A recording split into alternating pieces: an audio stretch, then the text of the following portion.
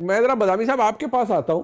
ये अगर हम इसको डिवाइड कर दें दो चीजों में, एक ये कि इमरान खान साहब का जेल से बाहर निकलना, दूसरा तहरीक इंसाफ का पावर पॉलिटिक्स में आ जाना।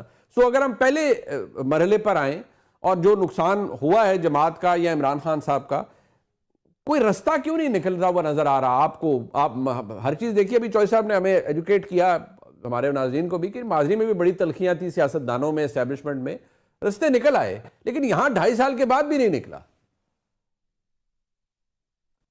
बिस्मिल्लाहिर्रहमानिर्रहीम। देखिए, एक तो ये जो आपने बात की ना, इस चीज़ की रियलाइजेशन बहुत ज़रूरी है मुस्तकबिल के हालात का बेहतर तजिया करने के लिए। अक्सर लोग इन दो चीज़ों को ही कंफ्यूज कर देते हैं और इस दो को एक बनाकर पेश करते हैं। ये दो एक नहीं है, ये दो बिल्कुल अलग अलग चीज़ें हैं, which very rightly pointed out. के उनकी जमात के लिए मुश्किलात का आसान होना, चीज़ों का बेहतर होना और इख्तिदार में आना, ये तो बिल्कुल अलग चीज़ें। पहला मरहला मुकम्मल उबूर होगा तो दूसरा मरहला आएगा। मेरी राय में ऐसा बिल्कुल नहीं होने जा रहा। अभी तो पहले मरहले से ही दूर है मेरे ख्याल से तो, लेकिन ये बिल्कुल नहीं होने जा रहा कि जब हालात में तब्दीली आएगी भी तो फौरन से इख्तिदार वाले मरहले के करीब पहुंच जाएगी पीटीआई। पहला मरहला उबूर होने के बाद ये दूसरा मरहला आएगा। हो क्यों नहीं पा रहा? मुझे ऐसा लगता है कि देखिए, बसत एहतराम, सोशल मीडिया, जलसे की जबान, जलसे का नैरेटिव कुछ और होता है, रियल पॉलिटिक्स कुछ और होती है, पॉपुलर पॉलिटिक्स भी कुछ और होती है, रियल पॉलिटिक्स कुछ और होती है। ये कहते हैं ना तो हमारे साथी हमें कहते हैं, ओ जी इसका मतलब क्या है? इसका मतलब आप ये कह रहे हैं कि बेगैरत बन जाएं, इसका मतलब ये कि इनके आगे लेट जाएं, इसका मतलब है कि सरनिगू कर जाएं। नहीं नहीं, ऐसा बिल्कुल ना करें। लेकिन कुछ एक रियल पॉलिटिक्स भी होती है भाई। आपने ये भी तो आपने किया ना, और इसको आपने बेगैरती तो नहीं जाना, और हम भी नहीं समझते कि बेगैरती थी, कि जिसको आपने कहा कि पंजाब का सबसे बड़ा डाकू है ये, उसको आपने पंजाब पाकिस्तान के सबसे बड़े ऐवान की सबसे बड़ी पोजीशन पे बिठाया ना आपने। क्यों किया आपने? जिसको आपने कहा कि जी आफ्ताब शेरपा हो तो सबसे बड़ा डाकू है और वो पता नहीं करप्ट है, उसको आपने काबीना में शामिल किया था ना। तो ये क्या था फिर? ये आपने अपनी सियासी मसलियतों के लिए चीजों को एडजस्ट किया ना, बस वही मेरी भी राय है कि इस वजह से पीटीआई का रास्ता नहीं निकल रहा कि कुछ हवालों से पाकिस्तान तहरीक इंसाफ पॉपुलर नैरेटिव पे खड़ी है, रियल पॉलिटिक्स के करीब नहीं आ रही। जो कि क्या है? जो कि यह है कि बहरहाल आपका बदतरीन सियासी मुखालिफ हो, नवाज शरीफ या पीएमएलएन या आसिफ जरदारी या पीपल्स पार्टी, ये एक सियासी बरादरी है और इस मुल्क का एक मसला, सियासी बरादरी का मसला इस मुल्क के इदारों के साथ है। तो सियासी बरादरी को कुछ चीजों पर एक होना पड़ेगा अगर मसला हल करना है। खान साहब उस पर ही आने को तैयार नहीं है। बदकिस्मती से वजीर आजम थे तब भी नहीं बैठते थे साथ, और आज भी नहीं। तो मेरा ख्याल है अगर कहीं रास्ता निकलना है तो पहले यहां से निकलना है कि खान साहब को कुछ अपनी पोजीशन से थोड़ा सा पीछे हटना पड़ेगा, तो ही फिर जो है वो मौजूदा सियासी क़यादत से पहले स्टेज में और फिर एस्टेब्लिशमेंट से कुछ रास्ता खुलेगा, वरना स्टेटस को बरकरार रहेगा। अच्छा, ये बदामी साहब जो अभी आपने फरमाया है, चौधरी साहब सर, आपने सबसे पहले यही बात फरमाई कि पोजीशन बेहतर करनी पड़ेगी। अब आज ये इजलास होगा पीटीआई की मुज़ाकराती कमेटी का, वो कहते हैं जी अब शायद उनकी पूरी तरह तवज्जो जो है वो अपोजिशन के ग्रैंड अलायंस पर होगी। सर वो हो सकता है, और अगर हो तो उससे इस एस्टेब्लिशमेंट, इस हुकूमत को कोई फर्क पड़ेगा? सर देखिए, जो ग्रैंड अलायंस है ना, वो पाकिस्तान की सियासत में हमेशा उसका कोई ना कोई असर रहा है, लेकिन ग्रैंड अलायंस में एक दूसरे से खौफजदा नहीं होना चाहिए। इमरान खान साहब से अचकजई साहब भी खौफजदा हैं, मौलाना फजलुर रहमान साहब भी खौफजदा हैं, शायद खाकाना बासी साहब भी खौफजदा हैं।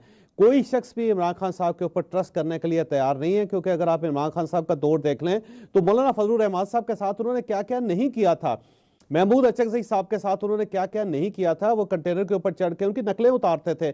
आज तक महमूद अचकजई साहब की किसी ने नकल नहीं उतारे।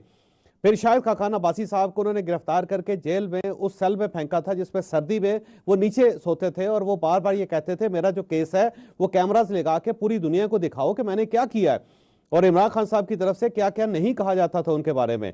तो वो जख्म वो लोग अपने भूले नहीं है, इसमें कोई शक नहीं कि वो इमरान खान साहब के साथ खड़े हैं, लेकिन किसी को भी इमरान खान साहब के ऊपर यकीन नहीं है।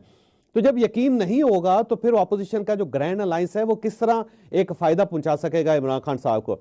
दूसरी चीज ये याद रखें कि माजी के अंदर क्या होता रहा है, माजी के अंदर जब भी कोई कॉन्फ्लिक्ट होता था अपोजिशन का गवर्नमेंट के साथ, तो कहीं ना कहीं से बाहर से कोई ना कोई दोस्त आता था। जैसे भुट्टो साहब का जब मुकाबला हुआ 9 सितारों के साथ, उस वक्त जो अपोजिशन ने उनके खिलाफ एक इत्तेहाद बनाया था, तो सऊदी एम्बेसडर उसके अंदर शामिल होकर उन्होंने सबको इकट्ठा बिठा के मामला को सेटल करने की पूरी कोशिश की थी। और उसके बाद जब भुट्टो साहब को सजा हो गई तो देखिए कितने मुल्क थे जो आए जिन्होंने जनरल ज़ियाउल हक को समझाने की कोशिश की।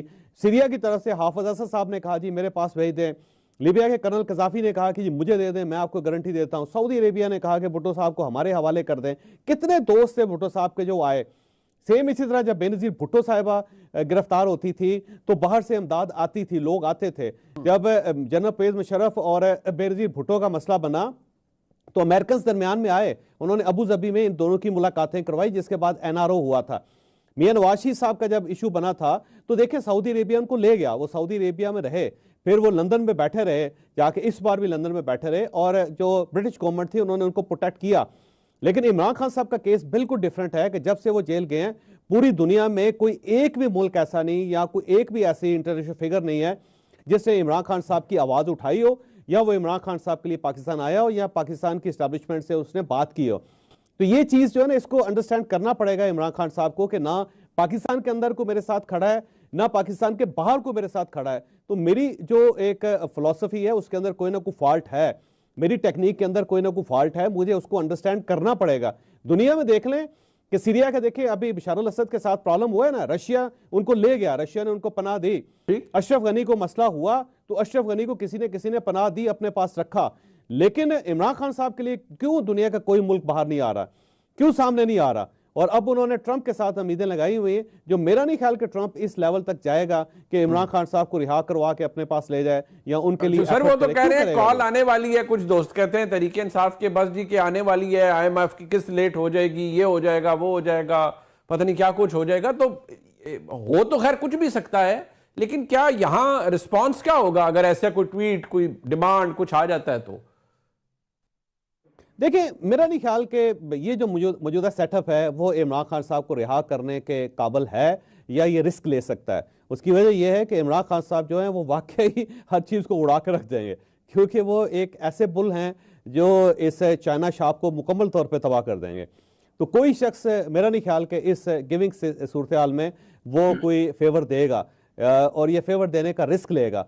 तो मेरा ख्याल है इसके ऊपर स्टेट की जो पॉलिसी है वो डिफरेंट ही होगी, स्टेट रेजिस्ट करेगी और हर मामले में रेजिस्ट करेगी। और कुछ जो मुल्क हैं जो इस वक्त पाकिस्तान की सपोर्ट कर रहे हैं वो सब भी ये चाहते हैं कि इमरान खान साहब बाहर ना आए।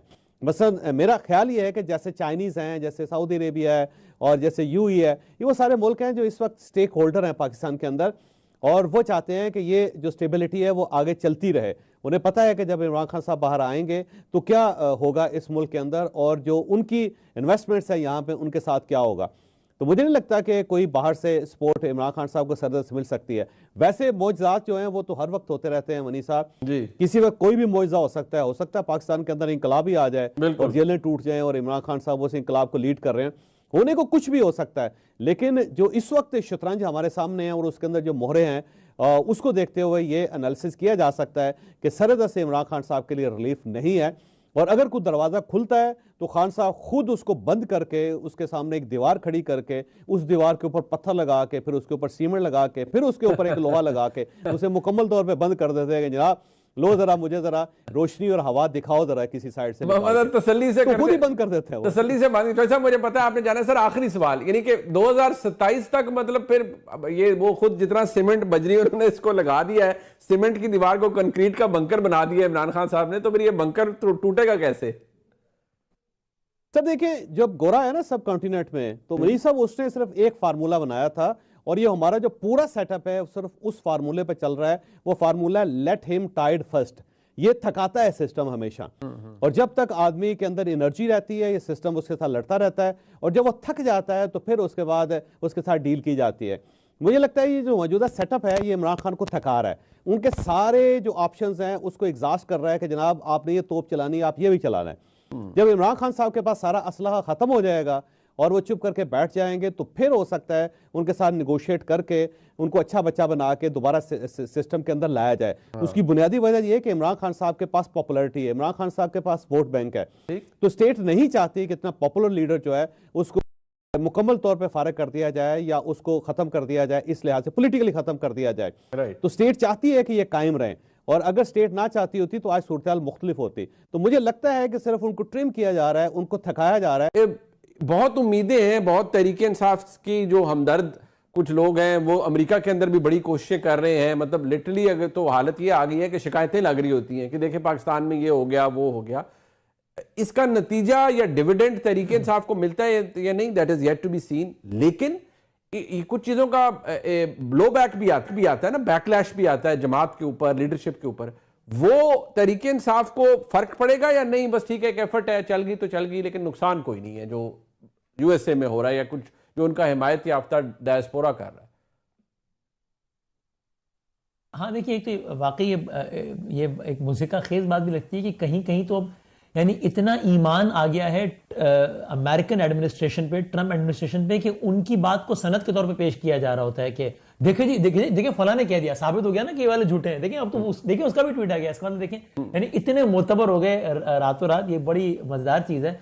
और आपकी भी शिकायतें लगा देते हैं वो तो। मुखालिफ जमात कर रही होती रोजाना की बुनियाद पे मकामी जबान में, यानी उस अंग्रेजी में वो करके ट्रांसलेट करके भी, ताकि उसको सही समझ में आ जाए कि देखें देखें आपको एक बोला है इसने, देखिए 3 साल पहले इसने आपको ये बोला था, देखें अब आप करें ना इसके, देखिए आप इसका लंदन में दाखिले पे पाबंदी लगाए ना, देखिए आप इसका तो वीजा कैंसिल करें ना, देखिए काजी आसिफ ने क्या क्या आपके पास, आप इसको आइंदा ना आने दीजिएगा।